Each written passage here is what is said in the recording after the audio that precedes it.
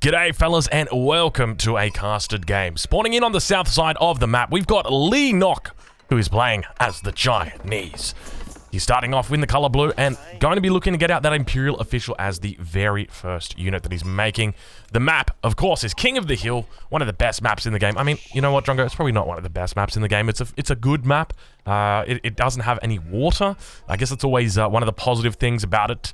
But on the other side of the map, spawning in the color red, playing as the French, we have the one, the only, TheViper. And he's going to be opening up with a double scout build order for us today. And I tell you what, fellas, I'm looking forward to this match, and the reason why is because this is a little bit of a preview as to what we are going to be expecting in N4C. Now, for anybody unfamiliar with N4C, I'm just going to say a couple words to try and give you an idea of exactly what we're dealing with here. $100,000, 8 amazing players, 4 handsome casters, including yours truly. I'm going to be down on the ground in Berlin casting N4C. I'm going to leave a link in the description because by the time this video goes live on YouTube, N4C is going to be well and truly underway. In fact, we're probably going to be live now. So make sure you go check it out. Make sure you go, spot out what's happening in N4C because we got a lot of content coming your way. But this is only a precursor to what is going to come because both of these players, TheViper and Leenock, have been invited to N4C. Now, you can see their ranks at the top right-hand corner of your screen. Viper rank 60, Leenock rank 14 at the moment. So you can see that Leenock grinding a little bit harder than Viper. Now, keep in mind, Leenock is Korean, all right? Now, his middle name is Grind. I mean, his middle name's probably something else, but, when it comes to Age of Empires 4, it is grind. These guys love to grind. Incredible mental fortitude for them. They burn out very rarely when it comes to, their ability to grind. And this guy right now, he is grinding about 16 hours a day on the ladder. A lot of people looking at him and saying he's not the favorite because, he's a little bit further down the rung than people like the Mister or Marine Lord or Viper. But I tell you what, I'm putting my money on him. I've got my money on Leenock. I just got a feeling about this guy. Obviously, he loves the Chinese. I love the Chinese. So there's something there. But let's talk a little bit more about this game. So Leenock's only opened with the single scout. You still managed to pick up 6 sheep, so not a bad haul for him at this point in the game. Double Imperial Official opening for him as well, which is quite a common build order. It's basically your standard build order here. He's going to be looking to get his age up in, but obviously taking his time. He doesn't need to fuss at this point. But I'll be curious to see what direction he looks to go in. Viper, on the other hand, looks like he's already got his School of Cavalry down. No early mill for him. One of the things we have been seeing a lot of these French players do is go for an early mill, look to try and get wheelbarrow up as soon as possible. We've been seeing people that are just researching it ASAP, and now we see Viper dropping down that mill, so we could potentially see that early wheelbarrow coming out right now. I think he's got all the resources that he needs for it, but if he drops down that lumber camp, obviously, it's going to take a little bit longer. But interesting lumber camp placement, so dropping it on the opposite side of his opponent. Still kind of open over from this perspective, or this position, but, ideally you'd expect, well, not ideally, but normally you'd see it about here. So I'm curious what the thinking is here. Maybe he's looking to potentially get a wall up.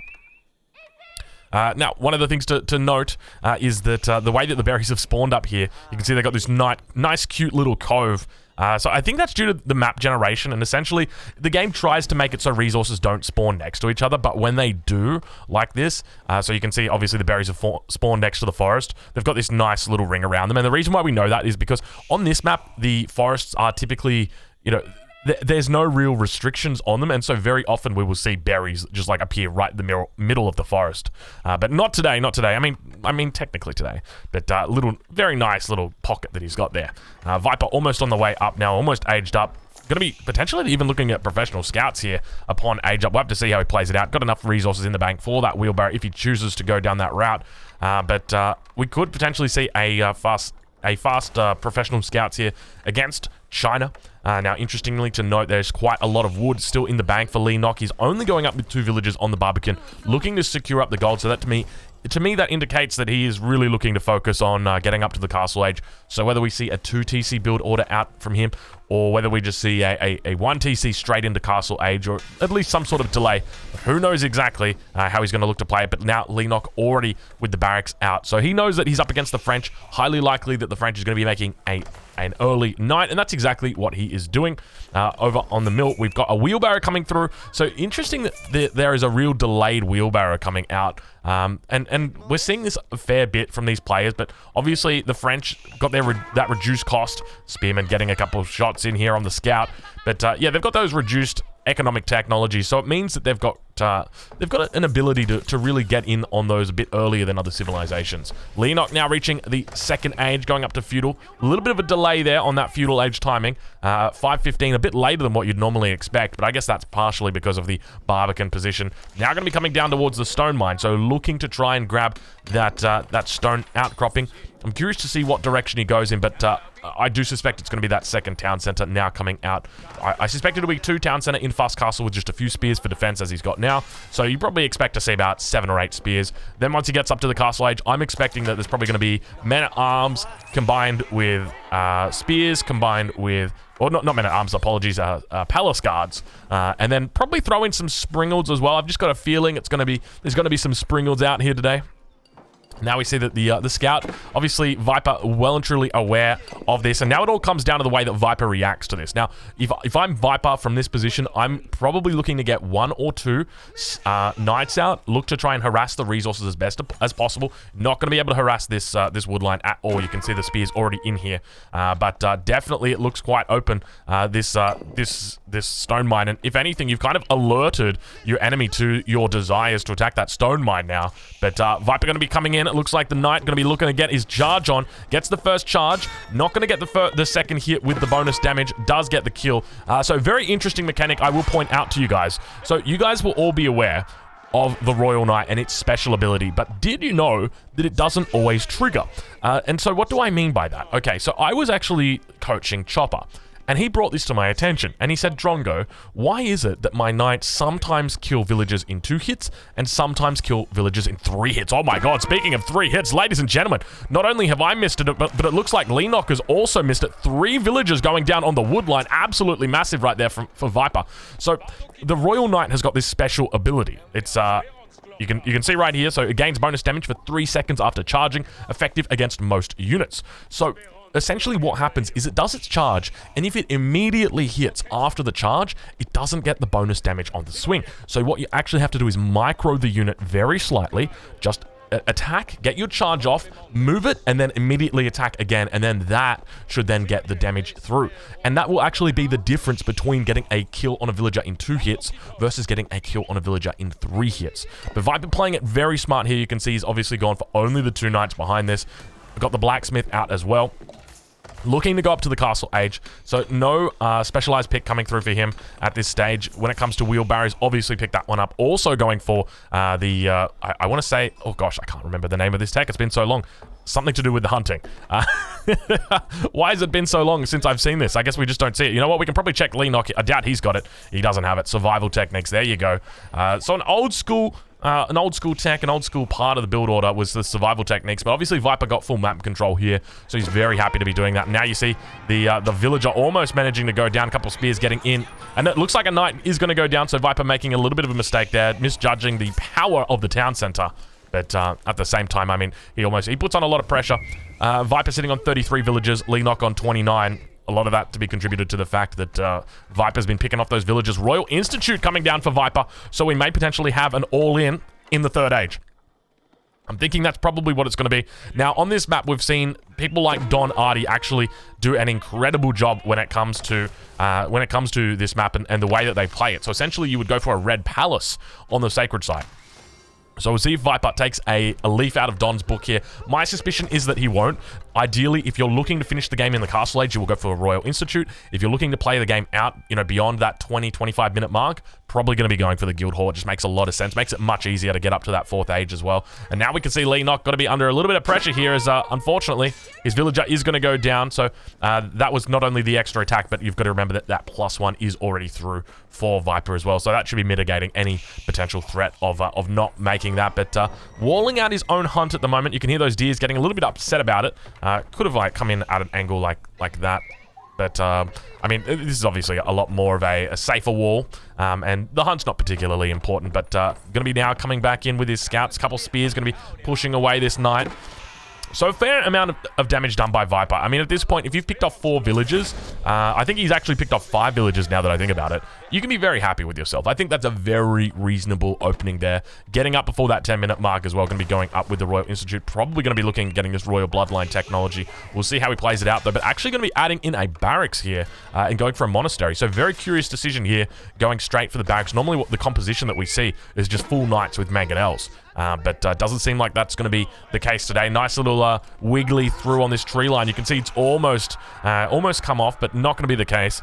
Now, when it comes to the spawn here of the sacred site, I'd say that's a pretty fair sacred site. You can see Viper has quite a straight way through, whereas Leenock, he's got to work his way around towards it. It's quite open down towards Leenock's position, but Leenock obviously got the second town center up. He's going to be getting out those villages nice and quick, working towards that castle age and rallying units out towards this this wood line. I think he might be fully walled in over on this side as well. Definitely seems that way. So he's going to be absolutely safe, absolutely secluded from Viper. But you can see he's got plenty of line of sight through there. Man-at-Arms now going to be the choice for Viper. And I'm curious what he looks to go with for the Royal Institute, because typically Royal Institute is one of those things that you rarely see it. But I'm curious to see what Viper's Royal Institute build order is going to have for us, because undoubtedly he is prepared for this. He has come to the party. He's come to the table and he said, I know exactly what I'm doing. We do see the monastery coming down, so I'm going to be looking to capture that sacred site in the middle. So he's looking to begin applying pressure, and this is a great move from him.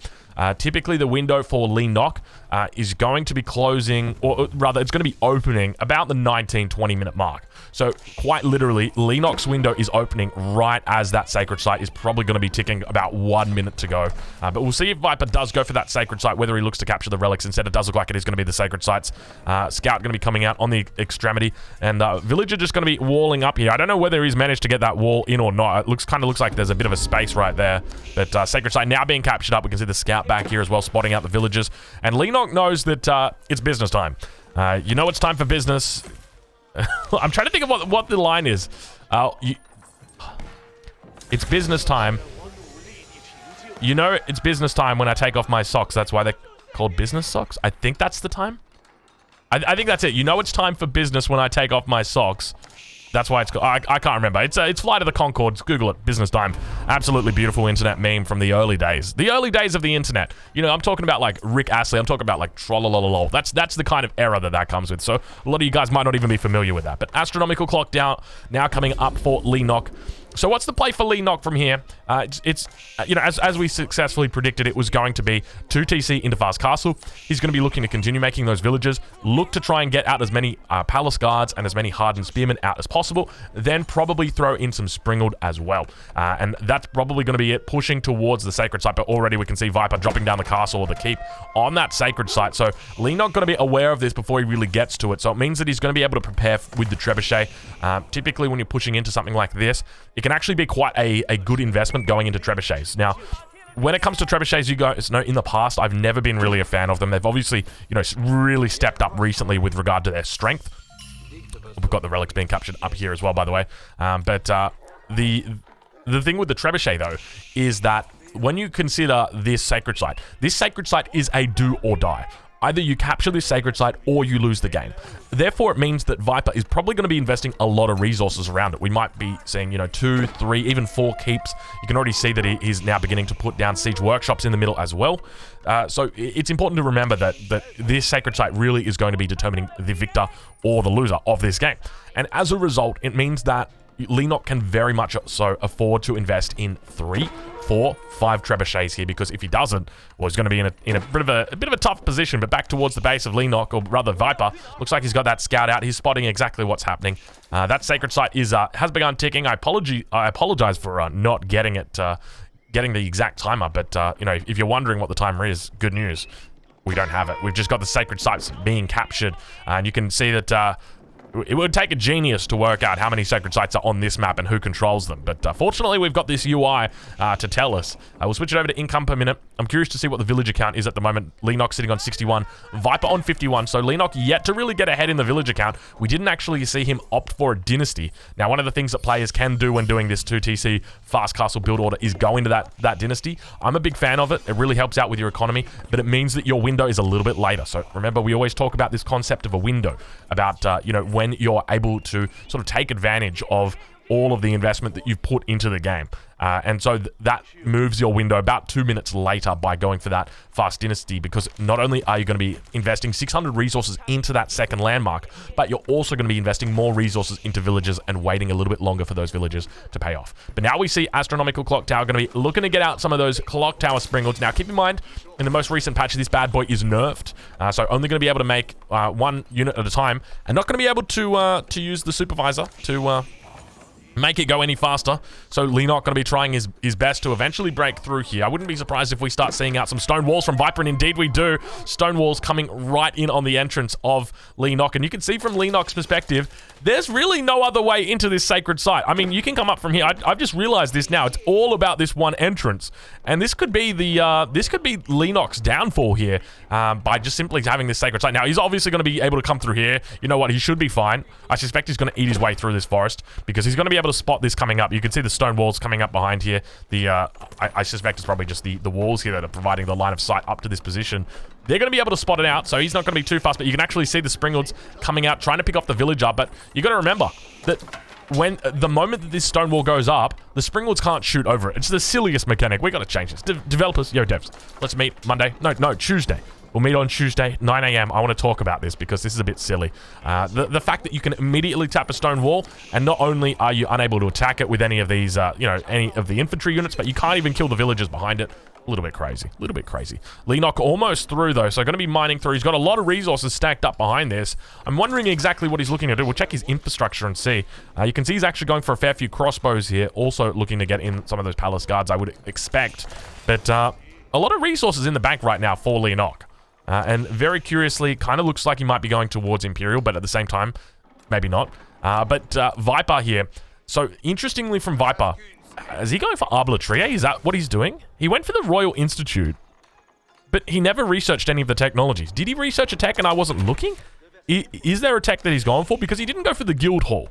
So what is it about the Royal Institute that he's actually said to himself, I'm going to go for the Royal Institute and I'm going to make this work? I mean, I think this is this is such a safe move. I don't think there's really, much way that the Viper could lose this, because I feel like at this point, Leenock probably needed, oh god, needed.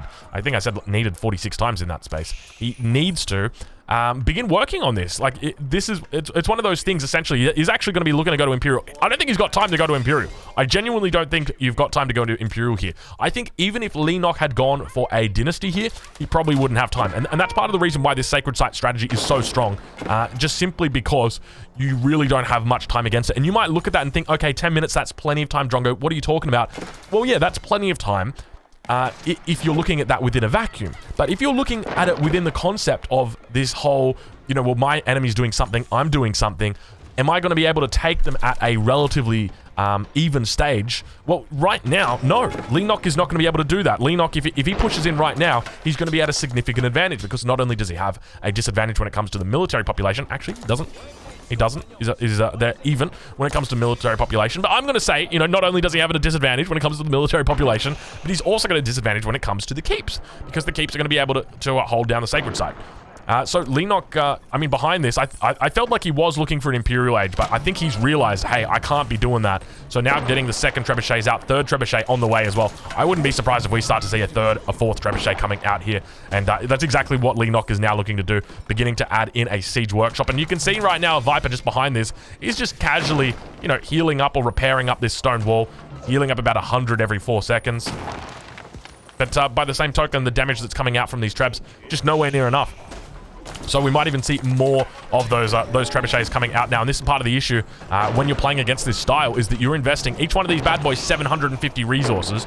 I mean, how many keeps has Viper got? He's got 2. That's 800 resources. How many trebuchets do we have from Leenock? Well, he's got 3. That's 2250 resources. And he's not even through the bloody walls yet. So it makes it very, very difficult. And part of the issue is that he's not actually able to shoot the villagers behind. If you've got a mangonel, though, you can bring your mangonel to here and then fire at the villagers.